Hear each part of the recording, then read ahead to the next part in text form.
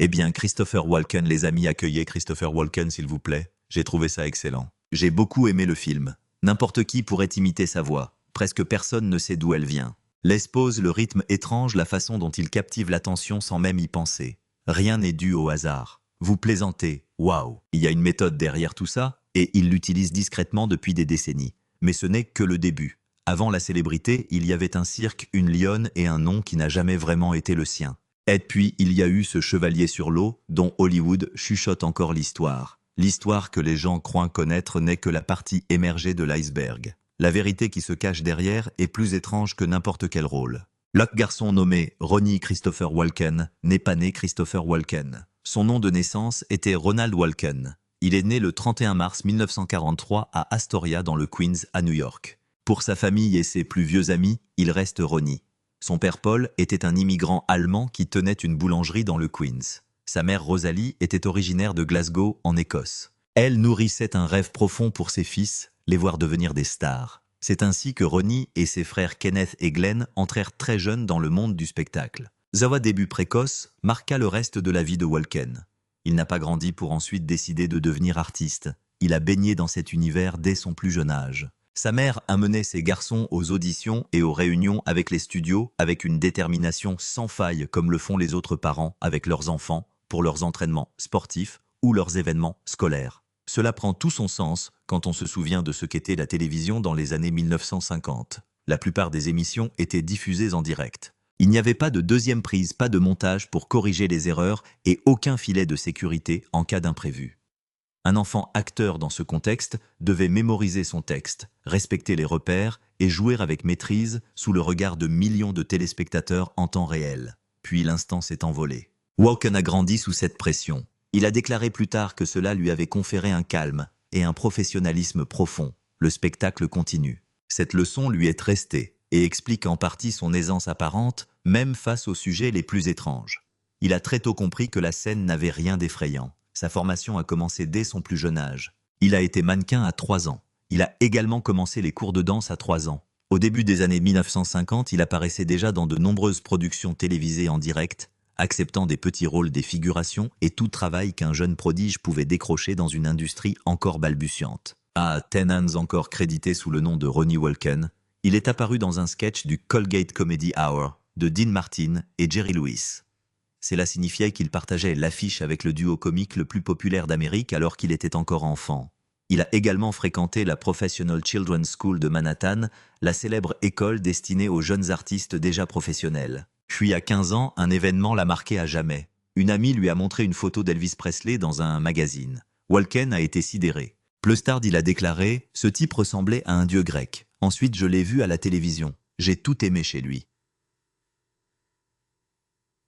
Cette réaction l'a profondément marqué. Il a adopté la coiffure pompadour d'Elvis, et sous une forme ou une autre, il a conservé ce style depuis. L'une des coiffures les plus emblématiques du cinéma est née d'un hommage adolescent à Elvis et n'a jamais vraiment changé. Pourtant, parmi tous les petits boulots insolites que font les jeunes artistes, celui qui marque le plus la jeunesse de Walken est celui qui semble incroyable, bien qu'il soit parfaitement vrai. À 16 ans, Christopher Walken a répondu à une annonce dans un journal spécialisé et a passé un été à travailler comme dompteur de lions dans un cirque itinérant. C'était la pure vérité. Johan n'était pas une rumeur ni une histoire inventée avec le temps.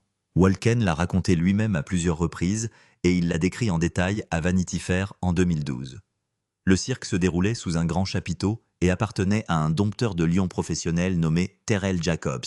Jacobs n'ayant pas d'enfant, il avait construit une partie du numéro autour d'une histoire inventée. Le jeune Ronnie Walken, vêtu comme Jacobs, jouait le rôle de son fils et de son élève. Jacobs assurait le numéro principal avec plus d'une douzaine de félins. Puis vint le moment de Walken. Après le passage de Jacobs, un lion restait dans la piste. C'est avec cet animal que Walken travaillait. Il l'a expliqué plus tard très clairement. Il a raconté qu'après le numéro de Jacobs, il ne restait plus qu'un lion et qu'il allait lui faire des tours. L'animal était une lionne âgée nommée Sheba. Walken l'adorait. Il se souvenait d'elle comme d'une lionne douce et affectueuse. Il disait même qu'elle était comme un chien. Il bougeait le fouet et Sheba réagissait en courant, en se redressant, en se roulant sur le dos et en exécutant la routine qu'elle avait manifestement très bien apprise. Ce qui rend cette histoire plus poignante, c'est la façon dont Walken la raconte. Il ne cherche jamais à se donner des airs de bravoure. Il ne prétend pas avoir combattu une bête féroce dans l'arène. Il affirme clairement que Sheba était calme, âgée et bien dressée. Pourtant, la vérité n'en reste pas moins étrange et fascinante. Avant de devenir une star de cinéma, Christopher Walken, costumé, dirigeait un lion dans un cirque. Difficile de trouver un détail plus en accord avec l'image publique qu'on s'est forgée par la suite. Et pourtant, cette histoire est bel et bien vraie. Cet été-là l'a profondément marqué. Des années plus tard, en 2012, alors qu'il faisait la promotion du film Sept psychopathes, il évoquait Sheba. Dans ce film, il incarnait un homme doux qui gagnait sa vie en kidnappant des chiens et en les ramenant contre une récompense. Ce rôle révélait une réelle tendresse envers les animaux. Ses sentiments n'étaient pas nouveaux. Il avait des racines. L'adolescent amoureux d'une vieille lionne était devenu un homme engagé dans la protection animale et vivant entouré de chats. En ce sens, Sheba n'a jamais vraiment disparu de sa vie. Cet aspect de l'histoire révèle aussi quelque chose d'important sur Christopher Walken lui-même. À l'écran, on l'associe souvent au danger, au mystère et à l'impression qu'un événement inattendu peut survenir à tout moment. Pourtant, l'un de ses plus beaux souvenirs d'enfance concerne une lionne douce qui se roulait sur le dos sur commande. Ce détail ouvre un large fossé entre l'homme que l'on imagine et celui qui a réellement vécu cette vie. Comment Ronnie est devenu Christopher? L'Okunwem de Christopher Walken, celui qui apparaîtra plus tard dans plus d'une centaine de films, lui est venu presque par hasard. Au début de sa carrière, alors qu'il travaillait comme jeune danseur, Walken était danseur de second plan dans le numéro de cabaret de Monique Van Voren, une chanteuse et actrice d'origine belge. De son propre aveu, elle aimait donner des noms inventés aux danseurs et les tester devant le public. Puis un soir vers 1964, elle le regarda avant le spectacle et décida de l'appeler Christopher. Walken décrira plus tard ce moment très simplement. Il raconta « Une dame de la troupe m'a dit qu'elle voulait que je m'appelle Christopher, et j'ai dit « D'accord ». Elle est allée le présenter ainsi, et pour une raison inconnue, c'est le seul nom qui lui est resté. C'est presque incroyable comme c'était aléatoire. Aujourd'hui, Christopher Walken, son nez si juste, si complet, si intimement, lié à une présence si particulière à l'écran, qu'on a l'impression que ce nom a été choisi avec soin. Ce n'était pas le cas. Un soir, une chanteuse de cabaret a eu envie d'appeler son danseur Christopher, et il a gardé le nom. Ronnie Walken, le fils du boulanger d'Astoria, est monté sur scène, et en est reparti sous le nom de Christopher Walken. Dès lors, il a continué à bâtir sa carrière sur les planches new-yorkaises. Il a fait ses débuts à Broadway en 1960 dans GB, et à cette époque, il était encore crédité sous le nom de Ronnie Walken. Il a également chanté dans des chœurs de comédie musicale comme Best Foot Forward Baker Street et West Side Story. En 1966, il décroche son premier grand rôle dramatique au théâtre dans Le Lion en hiver, où il incarne le roi Philippe de France. À cette époque, il était déjà bien plus qu'un jeune artiste au parcours atypique. Danseur de formation et comédien chevronné. Il avait reçu une formation classique, notamment shakespearienne, bien avant qu'Hollywood ne prenne pleinement conscience de son talent. Cette solide expérience théâtrale est un élément essentiel de son histoire, pourtant souvent négligée. Avant d'accéder à la célébrité cinématographique, Walken a été profondément marqué par le théâtre. Il étudie à l'American National Theatre and Academy et fréquente brièvement l'université Hofstra. Puis une reprise de Best Foot Forward lui offre un véritable rôle, et il quitte l'université pour saisir cette opportunité. Au fil des ans, il revient régulièrement sur les planches interprétant Shakespeare comme des pièces modernes, et il affirme souvent que le théâtre est ce qui lui correspond le mieux. Son parcours explique beaucoup de choses. Le rythme si particulier de ses performances au cinéma, les silences, l'immobilité, sa capacité à captiver l'attention du public jusqu'à ce que toute la salle se tourne vers lui, tout cela lui venait de son expérience théâtrale. Il avait appris à maîtriser l'art de captiver un public en direct grâce à son sens du timing, sa voix et sa présence, un talent qu'il n'a jamais quitté. Doris Des Bananes est un Oscar. La carrière cinématographique de Walker n'a pas explosé du jour au lendemain. Elle s'est construite progressivement. Il a décroché un petit rôle aux côtés de Sean Connery dans The Anderson Tapes de Sidney Lumet en 1971. Puis en 1977, il a livré une prestation brève mais profondément troublante dans Annie Hall, incarnant Dwayne le frère tourmenté d'Annie. Un petit rôle certes, mais qui l'a rendu inoubliable en une seule scène. Puis vint le film qui changea tout. En 1978, Michael Cimino lui confia le rôle principal dans Voyage au bout de l'enfer.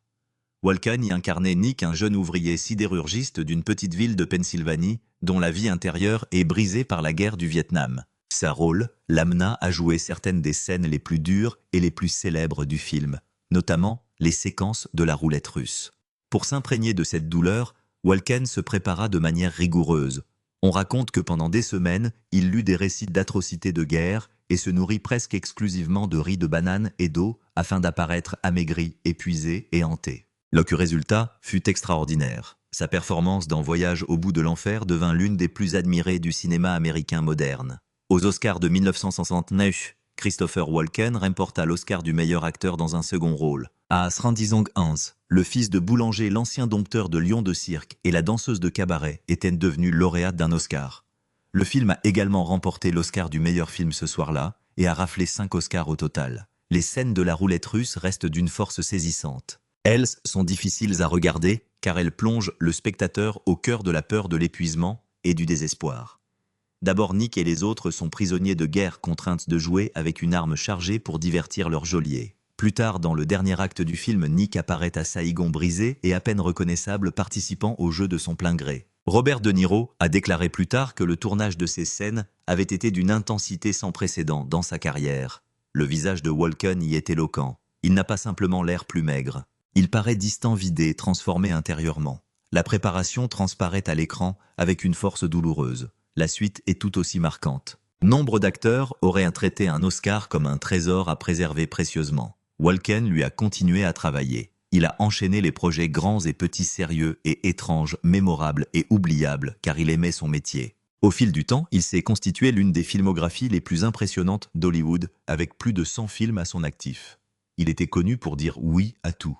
Il aimait être occupé et ne supportait pas l'inaction. Cette attitude a rendu sa carrière exceptionnellement riche et variée. Au lieu de préserver son prestige, il l'a toujours exploité. L'enfant de la télévision en direct est resté en lui. Continuez, travaillez, soyez présent pour la prochaine représentation. La nuit sur le Splendor. Tout récit honnête de la vie de Christopher Walken se doit d'inclure l'épisode le plus sombre qui y est associé.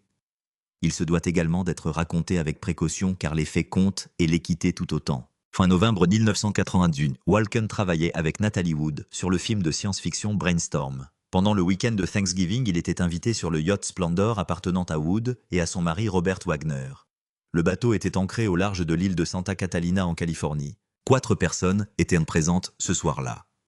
Natalie Wood, Robert Wagner, Christopher Walken et le capitaine Dennis Davern étaient présents. Il y avait eu de l'alcool. Selon plusieurs témoignages, des tensions existaient également. Puis le matin du 29 novembre 1981, Natalie Wood fut retrouvée dans l'eau. Elle s'était noyée. Elle avait 43 ans et était l'une des actrices les plus appréciées de sa génération, connue pour des films tels que West Side Story et La Fureur de vivre. Dans un premier temps, sa mort fut considérée comme une noyade accidentelle. Et cette conclusion resta officielle pendant de nombreuses années. Puis en 2011, le département du shérif du comté de Los Angeles rouvrit l'enquête après avoir reçu de nouveaux éléments.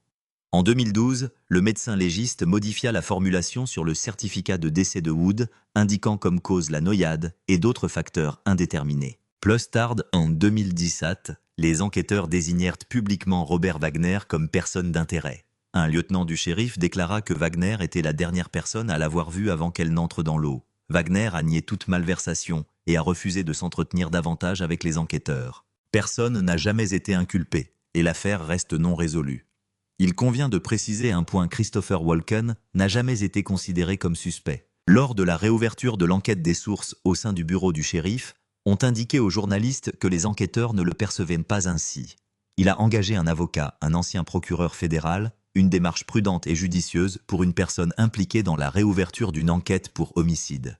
Cette décision ne présumait pas de sa culpabilité, mais témoignait de sa prudence. Walken était un ami et collègue de Natalie Wood, et malgré des décennies d'enquête, rien ne l'a désigné comme autre chose qu'un témoin de la tragédie. Il n'a évoqué cette nuit-là que quelques fois, et ses paroles étaient toujours empreintes de douleur et de retenue. Il l'a décrite simplement comme un terrible accident et la perte d'une amie. Il a également clairement indiqué que les spéculations incessantes qui l'entouraient étaient cruelles. Dans l'une de ses rares prises de parole publiques, il a pris ses distances avec la soif de réponses sensationnalistes en revenant à la vérité fondamentale: quelqu'un s'était noyé et l'océan était resté silencieux. Il n'a jamais instrumentalisé l'événement, ni cherché à en tirer profit. Cela en dit long sur lui. La pire nuit de sa vie a touché des personnes qui lui étaient chères et il a choisi de porter ce fardeau dans le silence. C'est la silence d'autant plus significative dans le monde actuel. La mort de personnalités célèbres donne souvent lieu à toute une industrie de récits, d'émissions spéciales, de livres, de podcasts et de théories. Walken avait toutes les occasions et toutes les raisons commerciales possibles de faire de son lien avec l'un des mystères les plus tenaces d'Hollywood un sujet d'actualité. Il ne l'a jamais fait. Il n'a pas accordé d'interview à ce sujet. Il n'a pas écrit de livre. Il n'a pas participé à un documentaire pour perpétuer l'histoire. Il était là. C'était terrible. Une amie est mort. Il a laissé le deuil en paix. Dans une culture qui valorise l'exposition médiatique constante, ce choix est profondément humain. La voix, le rythme, la technique. Personne ne s'y attend. Presque tout le monde peut imiter Christopher Walken pendant quelques secondes. Très peu de gens peuvent expliquer pourquoi sa voix est si particulière. C'est ce qui rend la vérité si fascinante. Cela tient en partie à son enfance et à ses débuts. Il venait d'Astoria, un quartier populaire du Queens, où l'on parlait avec un accent monocorde et haché. Enfant acteur, il a passé des années à apprendre ses textes, autant par la prononciation que par le sens. Ses habitudes de jeunesse lui sont restées. Pourtant, le véritable secret réside plus profondément. Il se trouve dans le rythme inhabituel de son diction, dans les pauses qui semblent surgir de nulle part, et dans l'impression que chaque phrase vibre à son propre rythme invisible. Ce rythme n'est pas le fruit du hasard. Il découle d'une méthode dont Walken parle depuis des années. Lorsqu'il reçoit un scénario, il supprime la ponctuation. Il prend un crayon et barre les virgules, les points, et surtout les points d'interrogation. Il a expliqué qu'un point d'interrogation dicte à un acteur comment parler. Il force la voix à monter et suggère la forme de la réplique avant même que l'acteur ne l'ait écrite. Walken refuse ce genre d'instruction. Une fois la ponctuation disparue, les mots s'offrent à lui. Il peut trouver son propre rythme, ses propres silences, sa propre emphase. C'est pourquoi ses dialogues sonnent toujours si singuliers. En réalité, il lit un scénario différent de celui de tous les autres. Un scénario où les signes ont disparu et où seul l'instinct subsiste. Ce même instinct se retrouve dans tous les aspects de sa vie d'acteur. Walken a bâti sa carrière sur la discipline. Il a déclaré ne pas posséder de téléphone portable et ne s'intéresser que peu aux ordinateurs. Il cultive un environnement épuré. Il ne semble pas non plus attiré par les longues pauses, ni par les périodes d'oisiveté. Il a parlé très ouvertement de sa préférence pour le travail qu'il considère comme sa priorité absolue. Être sur un plateau de tournage lui convient parfaitement. Cela structure ses journées. Après avoir joué depuis sa plus tendre enfance, il semble s'être épanoui dans une vie où le travail n'est plus un fardeau. C'est un état naturel auquel il revient sans cesse. Cela permet d'éclairer une autre question que beaucoup se posent. Walken a remporté un Oscar, pourtant il a joué dans de nombreux films que les critiques ne qualifieraient jamais de chef-d'œuvre. Pour lui cependant, un rôle reste un rôle. C'est l'occasion d'être présent, d'entrer sur un plateau et de mettre à profit le métier qu'il pratique depuis toujours. Il a déclaré que le vide entre deux projets pouvait être épuisant pour un acteur. C'est pourquoi il préfère enchaîner les films. De ce fait, sa filmographie présente une rare diversité. Des films prestigieux côtoient des œuvres plus insolites. 10 performances remarquables côtoient des films oubliables. Malgré tout, il aborde son travail avec le même sérieux. Il ne construit pas sa carrière sur la reconnaissance. Il fait ce qu'il a toujours fait. Il travaille avec constance et implication, et il compte bien continuer aussi longtemps que possible. Le méchant, le danseur la montre. Ce qui fait de Walken une star si intemporelle, c'est justement son inclassabilité. Il peut se montrer menaçant dans un rôle drôle dans le suivant, et d'une douceur inattendue l'instant d'après. Cette polyvalence explique en grande partie pourquoi il reste gravé dans les mémoires. Il a incarné l'un des plus grands méchants de James Bond, Max Zorin, dans Dangereusement Vôtre 1985. Zorin est un blondinet au rire dément qui projette de provoquer un tremblement de terre et d'anéantir la Silicon Valley. Quelques années plus tard, Walken est devenu le froid prédateur financier Max Schreck dans Batman, le défi de Tim Burton 1982. À la même époque, il a livré une performance intense et magnétique dans le rôle d'un chef de la mafia dans King of New York 1990 d'Abel Ferrara. Dans des rôles comme ceux-ci, il semblait né pour incarner la menace. Il insufflait le danger à l'écran d'une manière à la fois incisive et étrangement élégante. Pourtant, ce n'était qu'une facette de son talent. Il pouvait tout aussi bien aborder la comédie sans jamais perdre de son charisme. Dans Pulp Fiction 1981 de Quentin Tarantino, Walken n'apparaît que dans une seule scène, mais celle-ci est devenue inoubliable. Il incarnait le capitaine Coons, un vétéran du Vietnam, qui remet une montre-bracelet en or au jeune fils d'un camarade tombé au combat. Son discours monte en puissance tandis qu'il raconte l'histoire rocambolesque de la survie de cette montre après des années de captivité. C'est à la fois drôle, étrange et étonnamment émouvant. Walken s'investit tellement dans chaque mot que la scène est d'une intensité émotionnelle rare. On rit, mais on perçoit aussi la tristesse qui s'en dégage. Et puis il y a cette facette de Walken qui nous rappelle ses débuts. Avant d'être célèbre pour ses personnages dérangeants et son jeu d'acteur atypique, il était danseur de formation. Ce passé a refait surface en 2001 avec la sortie du clip de Weapon of Choice de Fatboy Slim, réalisé par Spike Jonze. Dans la vidéo, Walken déambule dans le hall d'un hôtel l'air ennuyé avant de se mettre soudainement à danser. Il saute par-dessus, les meubles glissent sur le sol et finit par s'élever dans les airs. Ce dernier mouvement a été réalisé grâce à des câbles, mais la danse, elle était bien la sienne. Il approchait alors la soixantaine, et pourtant ses mouvements étaient d'une maîtrise et d'une grâce remarquables. Le clip est devenu un phénomène culturel majeur, a remporté plusieurs MTV Video Music Awards et a rappelé au public que l'acteur souvent cantonné aux rôles inquiétants ou menaçants avait toujours eu le physique d'un artiste de scène. Pour de nombreux spectateurs, ces quelques minutes restent parmi les plus beaux moments de sa carrière à l'écran. Il a retrouvé cette même palette de jeux dans Arrête-moi si tu peux 2002, qui lui a valu sa deuxième nomination aux Oscars dans la catégorie meilleur acteur dans un second rôle. Dance, le film de Steven Spielberg, Walken, incarnait le père du jeune escroc, interprété par Leonardo DiCaprio. Son jeu tout en retenue est empreint d'une profonde humanité. Il insuffle une tristesse naturelle au personnage sans la forcer et la tendresse qui s'en dégage paraît d'un naturel saisissant. C'est une des raisons de la longévité de sa carrière. Il sait se métamorphoser sans jamais se perdre. C'est pourquoi sa filmographie est à la fois si riche et si personnelle. La zone morte, Sleepy Hollow, Serial Noceurs, Hairspray, Sept Psychopaths et bien d'autres films encore forment une œuvre cohérente. Si vaste et variée, elle est telle que chaque fan a son propre film préféré. Malgré la profondeur de la filmographie de Christopher Walken, la réplique que beaucoup rêvent de lui répéter est tirée d'un sketch humoristique. De toute évidence, cette anecdote l'a suivi partout.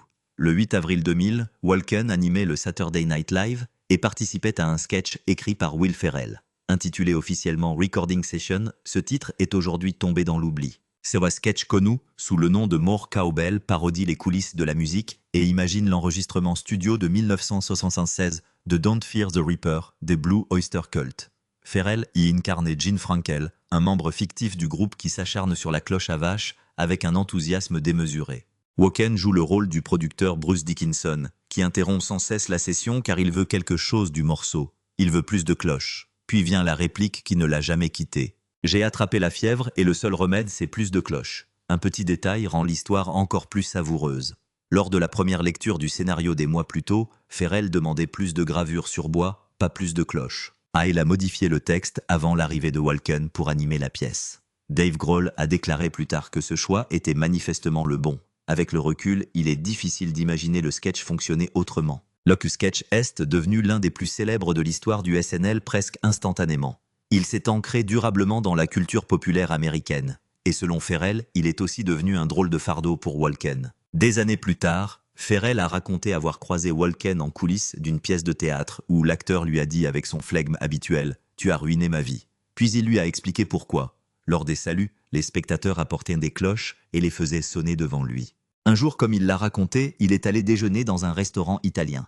Et un serveur lui a demandé s'il voulait plus de cloches avec ses pâtes bolognaises. Cette image en dit long. Voici un acteur oscarisé dont la carrière s'étend sur plusieurs décennies. Et un sketch humoristique est devenu l'une des premières choses qui viennent à l'esprit lorsqu'on le voit. Pourtant, l'histoire ne se termine pas dans l'amertume. Walken est animé le Saturday Night Live à 7 reprises, ce qui en dit long sur l'affection qu'il porte à l'émission.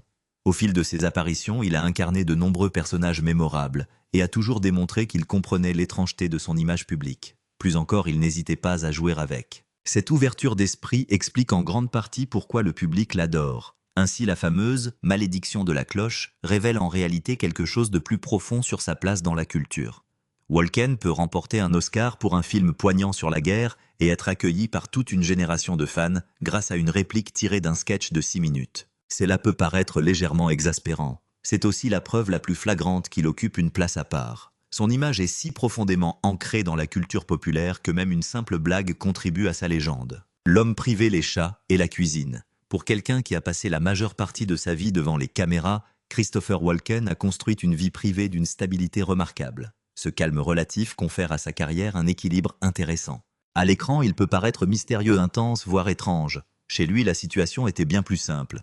Depuis 1969, il est marié à Georgiane Thon, une ancienne directrice de casting. À Hollywood, ce genre de mariage est si rare qu'il semble presque irréel.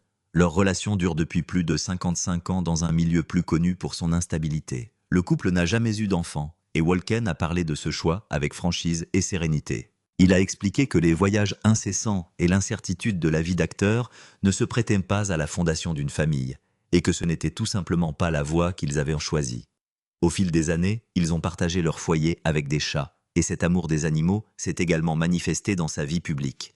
En 2015, Il a été le visage d'une campagne pour la Humane Society des États-Unis, un engagement qui semble tout à fait naturel, lui qui, adolescent, avait une profonde affection pour une lionne nommée Sheba. Cet attachement à la vie domestique ordinaire se retrouve dans une autre facette de sa personnalité que ses fans apprécient depuis longtemps, la passion de Walken pour la cuisine. Connu pour son sérieux en cuisine, il a offert à Internet l'un de ses trésors les plus étranges et les plus touchants. Dans une séquence culinaire souvent intitulée « Cuisiner avec Chris », il prépare un plat de poulet chez lui. Ce qui la rend si mémorable, c'est qu'il reste parfaitement lui-même dans ce contexte. Il rôtit un poulet et commente chaque étape de la préparation avec cette même cadence hypnotique si particulière qu'on lui connaît grâce à ses films. Le tout est charmant car il paraît à la fois si normal et si étrange. Walken a même déclaré que si le métier d'acteur ne l'avait pas accaparé, il aurait facilement pu devenir cuisinier.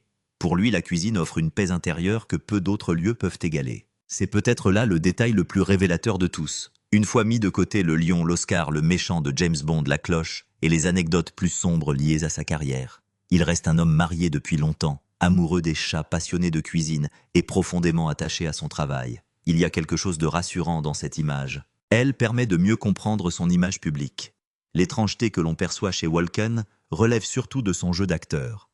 Derrière cette façade se cache un homme façonné par ses habitudes, sa loyauté et son savoir-faire. En ce sens, il est peut-être l'une des figures les plus stables du divertissement américain, ce qui rend sa carrière d'autant plus atypique et fascinante.